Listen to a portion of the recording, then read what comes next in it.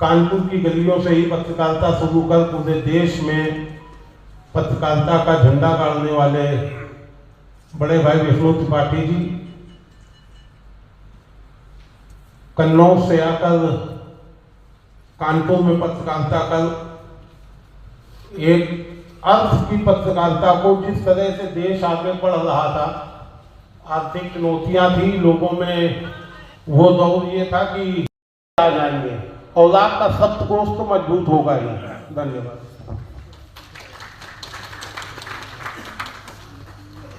अभी आपके समक्ष सरस वाजपेयी जी ने जो बातें कही, उसमें एक बात जो निकलकर सामने आई, पत्रकारिता, उनके संपादन और उनके लेखनी पर काम करने वाले आदरणीय थोड़ा लगाकर अधिक पाने की आकांक्षा करता है।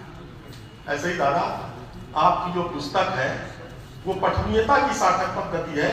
इसमें थोड़ा पढ़कर के मेरे जैसे पाठक बहुत ज्यादा पाने की अभिलाषा करते हैं।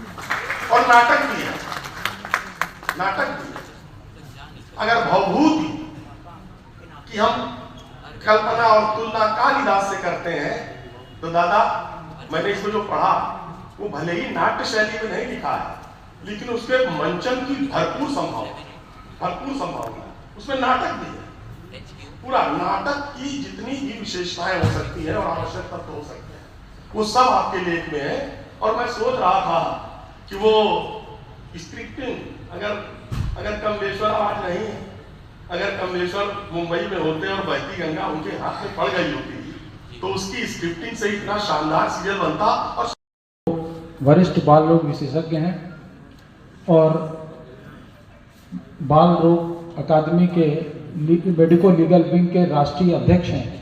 मैं उनसे निवेदन करूंगा कि वो आएँ और हमारे अतिथियों को उत्तरी पहनाकर उनका सम्मान करें।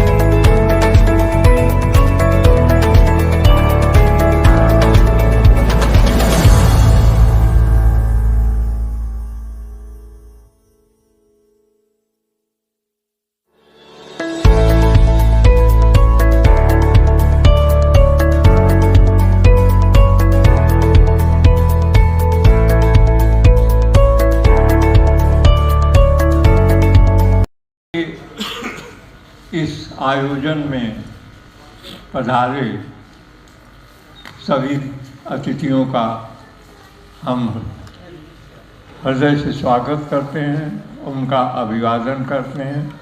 ये उन सबकी, आप सबकी स्नेह भावना है जो हमारे लिए आप यहाँ उपस्थित हुए। चाहता हूँ आप लोगों से जो साझा करना चाहता हूँ कि यदि मुझसे पूछा जाए कि क्या आप किसी ऐसे व्यक्ति को जानते हैं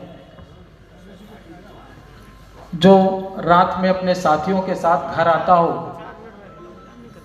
और अपने हिस्से का खाना उनको खिला देता हो और बिना किसी से बताए 2 लोटे पानी पी के सो जाता हो, तो मैं कहूँगा कि मैं जानता हूँ, मैं इसका चश्मदीद हूँ, क्योंकि ये पल मेरे लिए बहुत भावुक है। और मेरे जीवन के चित्र पर और अमर शहीद गणेश शंकर विद्यार्थी जी के चित्र पर माल्यार्पण करें और उसके बाद दीप प्रज्वलित करें, जिससे कि कार्यक्रम को आगे बढ़ाया जा सके। उनका सम्मान करें।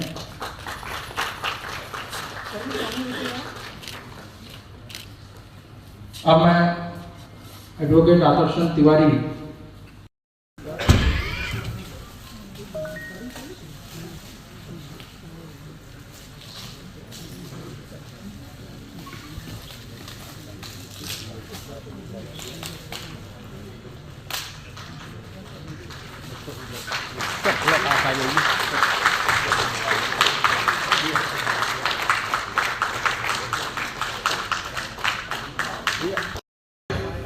मेरे पिताजी की लिखी हुई कविता, आधुनिक कविता है, उसको कोट करूंगा और अपनी बात बहुत जल्दी खत्म करूंगा।